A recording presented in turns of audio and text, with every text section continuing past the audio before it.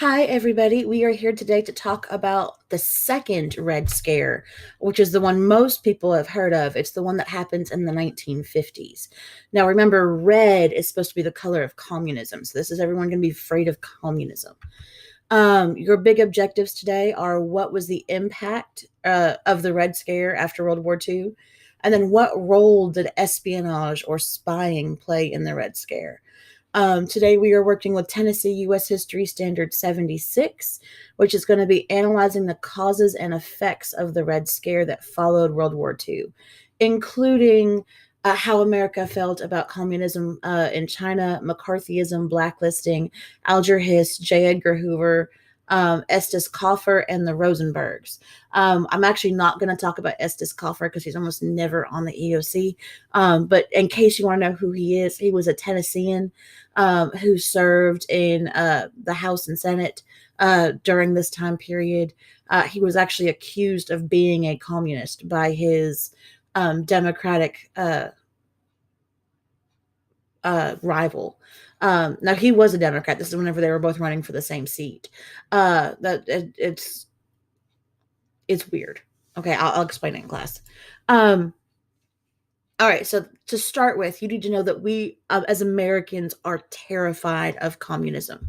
We are freaking out because what we thought was working, what we thought had this stuff contained, had it narrowed down to where it wasn't going to spread, had failed. China fell to communism, and that proved containment didn't work. Okay. Um, and this is whenever we start to kind of believe Joseph Stalin's hype here. Joseph Stalin created something called Comintern. It stood for Communist International. And what the goal of Comintern was to spread communism. That's all they did. They sent out agents to other countries to help train the communist rebels. They funded communist revolutions. So we are convinced that there are Comintern spies everywhere and they are trying to bring us down. And at the time, all we had that we could use was the FBI to investigate this stuff. So J. Edgar Hoover and the FBI were completely overtaxed looking for communist spies in America. So we are convinced that they are coming for us. Okay. So now we've got the second Red Scare. It's going to dominate the politics of the 1950s. It's going to lead to a massive attempt to uncover communist spies in America. And this is not just, some wackos out there thinking this. Most Americans believed that there were communist spies everywhere. This is an actual propaganda poster from the time, right? If you got fishy friends, you call us up and you turn them in. They might be communists. All right, so we have the House Un American Activities Committee. It's also called HUAC, HUAAC. They are going to be the first set of investigations into communism. A lot of people consider this the more legitimate investigation. Well, we'll explain why in a second. They are going to their flashiest investigation was into Hollywood, where they were investigating, actors and actresses, directors, um, uh, agents, people who worked in the film business. Um, and a lot of these people are going to be placed on blacklists. Now, a blacklist was a list of people whose loyalty was suspicious. They were considered to be probably communist. And it gets to the point to where producers are the people who are funding the show's producers are the ones that actually pay for everything. They refuse to hire or work with any of the actors or directors or other people on these blacklists, which are going to end up ruining people's careers. Um, the most important thing to come out of the investigation into Hollywood is called the Hollywood 10. It's these people right here. So it's these 10 men, and then one of them is their lawyer. It's 10 witnesses, 10 people that the HUAC called people to testify, right?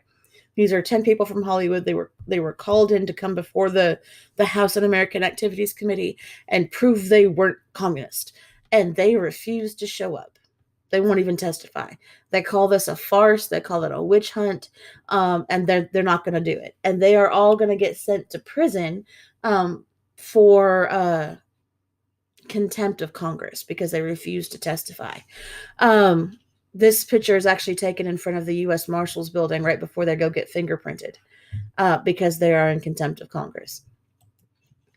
Now, the most notable conviction, I don't want to call it conviction because Congress doesn't really convict anybody, but the most notable gotcha spy of HUAC is Alger Hiss. It's this man here. Now, Alger Hiss was a State Department employee, which means he works with other countries. He actually worked on the team that set up the United Nations, and his name is going to be brought up at another person's trial. And this other person basically says, yes, I worked for the communists. So did my friend Alger Hiss. I'm sorry. Da, da, da, da, da. Well, Alger Hiss gets called in and his buddy testifies against him. So his buddy doesn't end up going to jail. And Alger Hiss, says that this isn't true. This is, I'm innocent. I didn't do this. Excuse me. And what's interesting here is whenever they put him on trial, because they did after this, they couldn't put him on trial for espionage because of the statute of limitations. So they could, and we never could prove he was a Soviet spy. Conventional wisdom today thinks he probably is, but probably was is the closest we can get because there's no definitive proof here. So if he was a really good communist spy because we still can't prove it. What they can prove was that he lied under oath. What they can prove is whenever he said he was at this place on such and such day at such and such time, they could prove he wasn't there at that time. Now that could mean, he was cheating on his wife and he didn't want it to come out at trial. So it could mean anything, but they could convict him for perjury. It took 2 tries. They got a hung jury the first time. So the second time they did manage to convict him. They sentenced him to 2 consecutive 5-year prison sentences. He serves 3.5, and until the day he dies, he maintains his innocence. All right, so Senator Joseph McCarthy. Now that was the House. Now we're going to go into Senate. From 1950 to 1954, McCarthy is going to dominate the Red Scare. He is the guy that most people think are going out and hunting down those communist spies. And he is going to go after everybody. He accuses, high-ranking government officials. He accuses prominent members of American society of being communist. Now he had his eye on the White House. He wanted to make his name doing this so he could run for president. But he doesn't. He does a lot of things wrong. He blusters and he lies a lot. And to this day, whenever you hear something referred to as McCarthyism, it's the use of unproved accusations to ruin someone's reputation. So you're going to just make stuff up to slander someone so everyone believes something bad about them. To tell you an example, the book The Crucible, I know some of you are probably reading that in English class right now. The Crucible is an allegory for McCarthyism.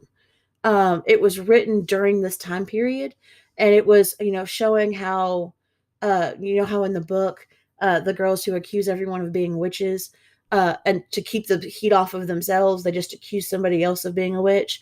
That is how this happened.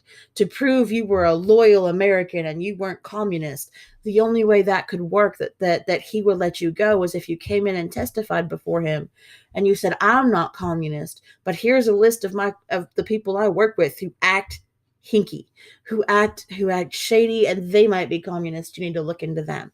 So the only way you could prove that you were a loyal American was to out your friends and relatives. Okay. Now McCarthy goes too far.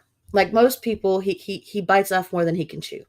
Now McCarthy, by the way, comes out with a list of 204. Now the number changes in the days after, but he says he has a list of 204 communist activists in the State Department, so in the U.S. government. He never releases that list, but that's how he gets these started. That's who he starts calling in as State Department employees. In 1954, he leads an investigation into the U.S. Army. So he starts accusing high ranking members of the US Army of being communists. And as you can imagine, US Army generals are very unhappy with being called communists. Now, millions of Americans are going to watch these hearings on TV because they are scared of communism. And now all of a sudden they're saying there's communists in our military. What happens if they do a coup, if they just take everything over? Um, McCarthy's big downfall here is going to be bullying witnesses into giving false testimony. He's going to bluster and yell and demean and just go after these people over and over and over again until they're just beaten down and they just say whatever he wants them to say, even though everybody knows it's not true. One of the big things he got in trouble for, the U.S. Army hired a lawyer to represent them because that's smart. And the lawyer brought with him legal aids, right? These kids that are still in college, they're working their way through, or they had just barely finished their law degree, and they were looking for experience, so they're working for another lawyer. And one of those guys was a member of an organization as a student. He had to, like, that's whenever I was a student, they made me join the students teachers union. So it's just one of those things you had to do for class. He was a member of an organization that McCarthy had outed as being communist or leaning communist. And he just ruined that kid's reputation, went after that kid hard. And that kid didn't do anything for this trial. He was just there to help the other lawyer. He wasn't talking, he wasn't doing anything. And McCarthy investigated this kid and went after him. McCarthy also tried to out one of the lawyers as being gay, called him a fairy a couple of times. I mean, you should go back and read these transcripts because they're amazing. Also, McCarthy doctored photos. He doctored photographs. He cooked up fake evidence, and all this is going to come out at this trial, that these photographs are doctored, that this evidence is fake, and he will be condemned by the Senate, and this basically ruins his career. Now, that doesn't say there weren't spies among us, because there were. In the 1950s, you have several people who are correctly charged with being Soviet spies. They actually were spies. Julius and Ethel Rosenberg. This is a married couple. He worked on our atomic bombs project. He passed stolen atomic bomb secrets to the Soviets. They are both going to be tried and executed in 1953. And then in 1997, after the fall of the wall and as a way of building up relations, Russia actually released files that did confirm that the Rosenbergs were Soviet spies. All right, so Stalin dies. Okay. And then you have a new leader for the communists, and you've got Nikita Khrushchev. Okay, this is him. He assumed power in 1953 after Stalin's death. He's not going to be in power very long. He thought that communism would take over the world peacefully, that eventually the rest of the world would just see how awesome communism was and just go to communism. He's not going to be as powerful as Stalin, because a lot of people prefer the angry, violent route, and they're not going to get on board with this peaceful solution. We also create the CIA during the Second Red Scare. It's the Central Intelligence Agency. This is our spy network. We use spies all over the world to collect information, particularly on how the Soviet Union is operating in the rest of the world. They carry out covert operations to weaken communist governments. They are trying to hold up democratic countries that are in the middle of civil wars. When the rebels are communists, so we're doing everything we can to keep communism from spreading, and we're using spies to do that now. One of our big upsets is the U-2 incident. Okay. The U-2 was this type of plane. Okay. It was a super secret spy plane. Um, and the USSR for years had come out on the world news and accused the United States of spying on the Soviet Union. And President Eisenhower and all kinds of other US officials had always denied that we were doing that. We would never do that. We don't spy on other countries. How dare you accuse us of this? Until 1960. In 1960, the Soviets shot down a U.S. spy plane. They shot down the U-2. Now, the pilot at the time was Gary Powers.